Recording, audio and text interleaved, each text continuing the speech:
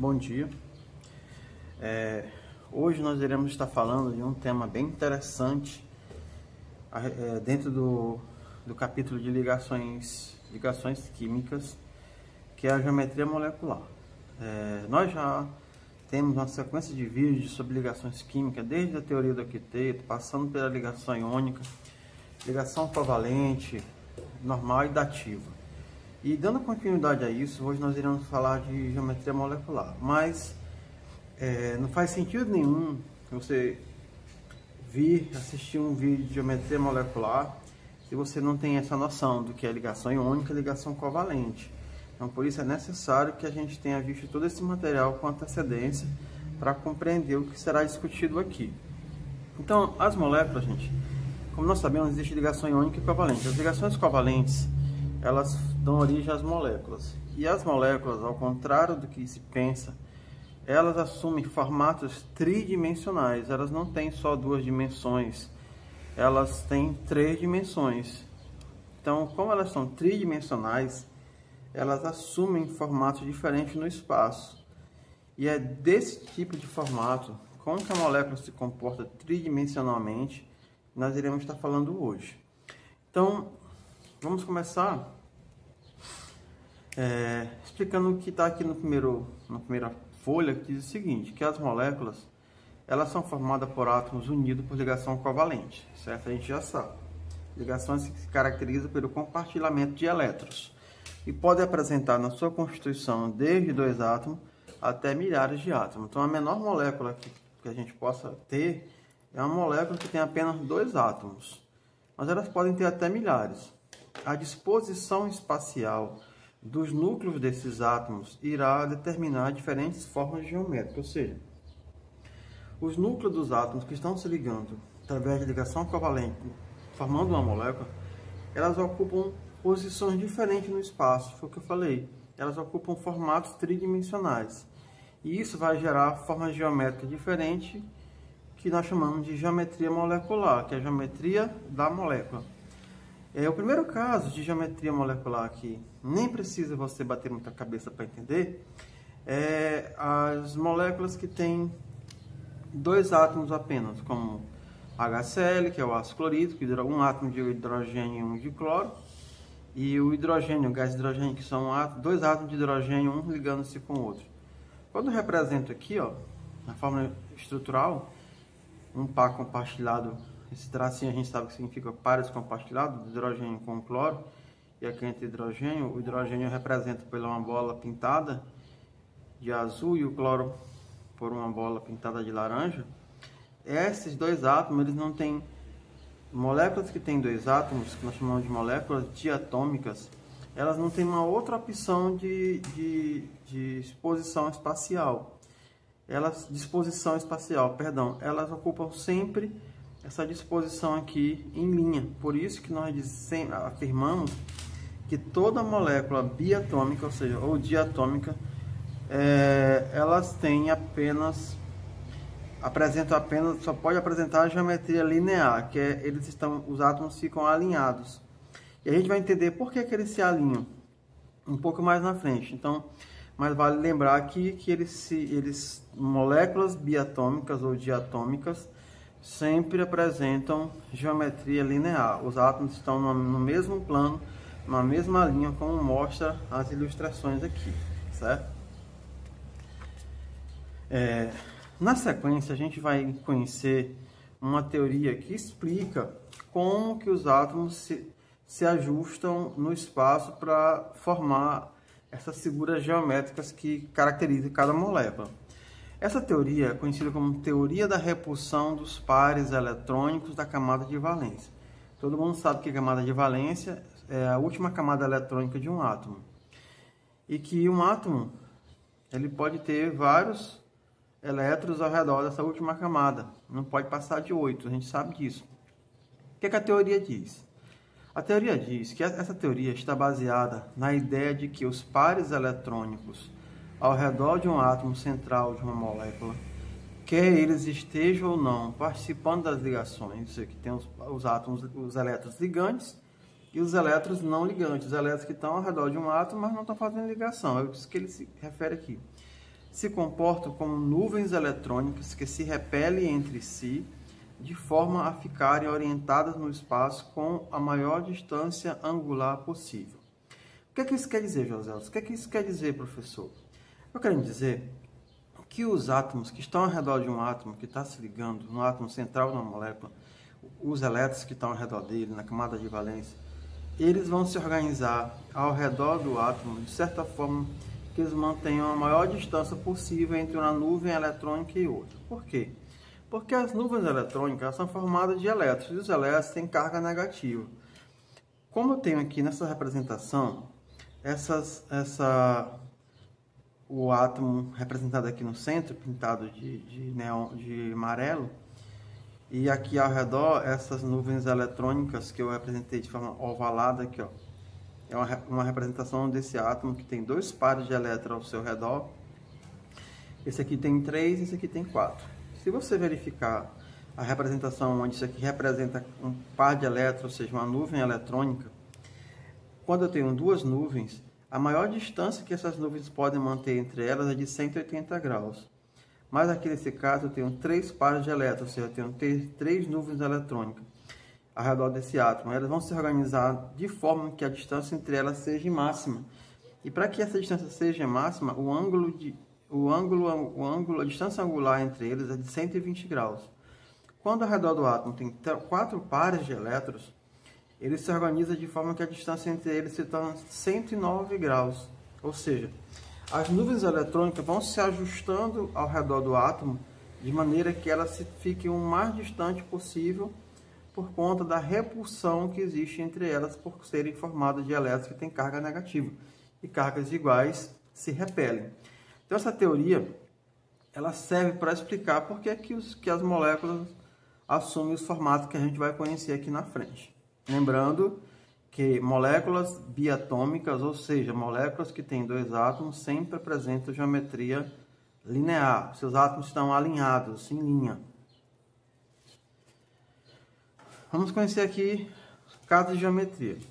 Geometria linear. A gente sabe que as moléculas biatômicas, que a gente já viu no início do vídeo, tem geometria linear. Mas existe outro caso de geometria linear também. Geometria linear também pode acontecer, ocorre entre moléculas triatômicas, ou seja, moléculas que têm 3 átomos, que não apresentam pares de elétrons livres ao redor do átomo central. Veja só, aqui eu tenho o berílio e o hidrogênio, aqui, o BeH2, a ligação do berílio com o hidrogênio, sabendo que o berílio é da família 2A e o hidrogênio é da família 1A. Quando eles se ligam, o berílio tem 2 elétrons na última camada de valência, cada hidrogênio tem 1, o hidrogênio se estabiliza com 2, porque a gente sabe disso já, porque o hidrogênio só tem uma camada K, e o berílio a gente já viu também que ele se estabiliza com 4 elétrons na última camada, porque ele é um elemento que foge à regra do octeto. Nós temos um vídeo específico falando desses casos de elementos que fogem à regra do octeto. Quando eu compartilho o elétron do berílio com o hidrogênio, nos 2 lados, cada hidrogênio fica com 2 elétrons e o berílio fica com 4.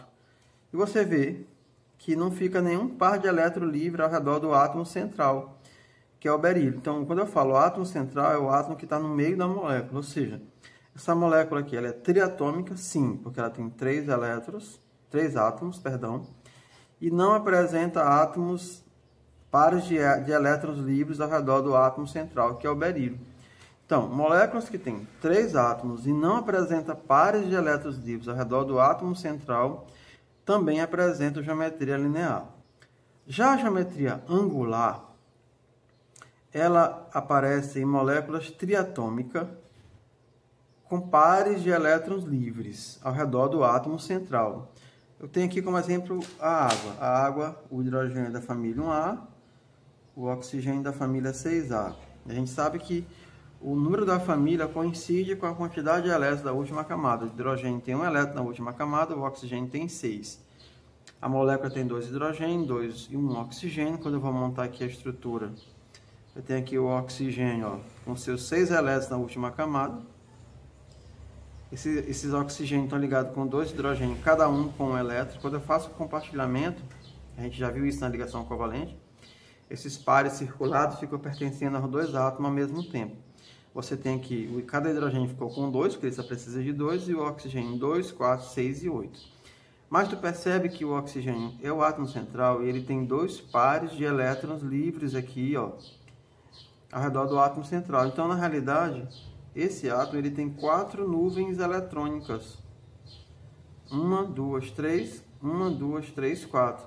Então, toda vez que você tiver uma molécula triatômica, como é o caso dessa, mas que ao redor do átomo central existam pares de elétrons livres ou pares de elétrons não ligantes, porque esses são os ligantes e esses são os não ligantes, a geometria da molécula é uma geometria angular, ou seja, vai haver aí uma distorção na distância entre essas nuvens, de forma que elas fiquem o mais afastadas possível, obedecendo à teoria que a gente viu anteriormente. Então, quando a molécula é triatômica, sem pares de elétrons ao redor do átomo central, a geometria é linear.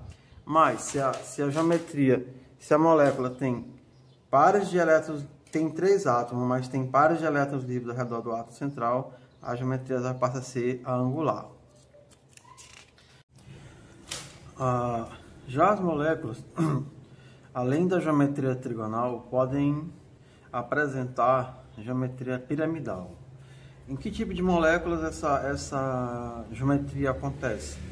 A geometria piramidal acontece em moléculas tetratômicas, assim como na trigonal, mas que apresentam pares de elétrons livres ao redor do átomo central. Como exemplo, eu trouxe aqui a amônia, NH3.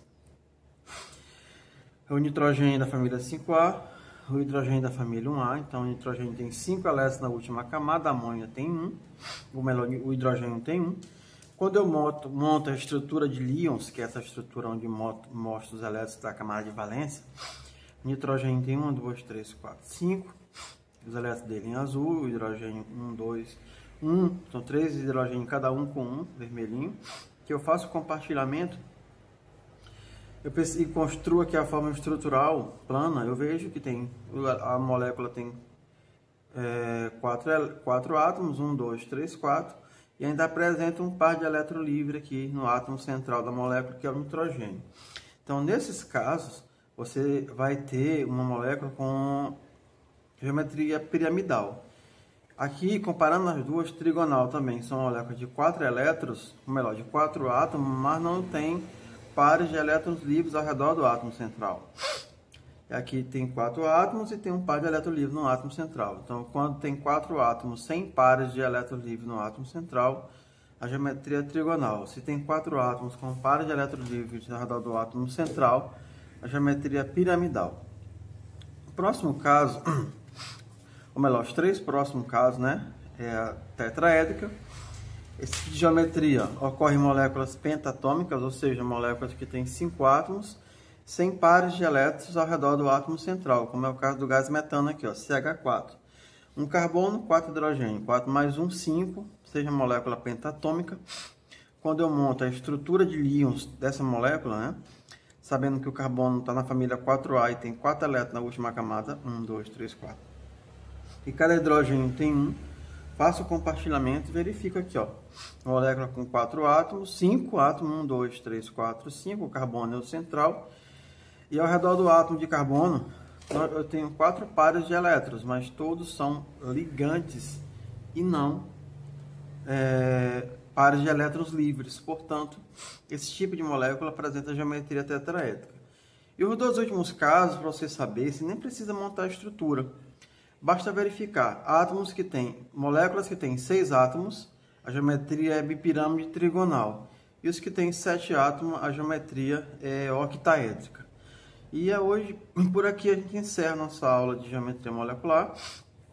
Lembrando que as moléculas apresentam formatos tridimensionais e os casos que aqui foram estudados foi molécula de geometria linear, angular, trigonal, piramidal, tetraédrica, pirâmide trigonal e octaédrica. Na realidade, também nós vimos que as moléculas organizam as suas nuvens eletrônicas ao redor de um átomo central, de modo que elas fiquem o mais distante possível uma da outra, diminuindo assim a repulsão entre elas. Então, isso fecha essa parte de geometria molecular. Na próxima aula nós falaremos sobre polaridade de ligação e polaridade das moléculas. Até o nosso próximo encontro.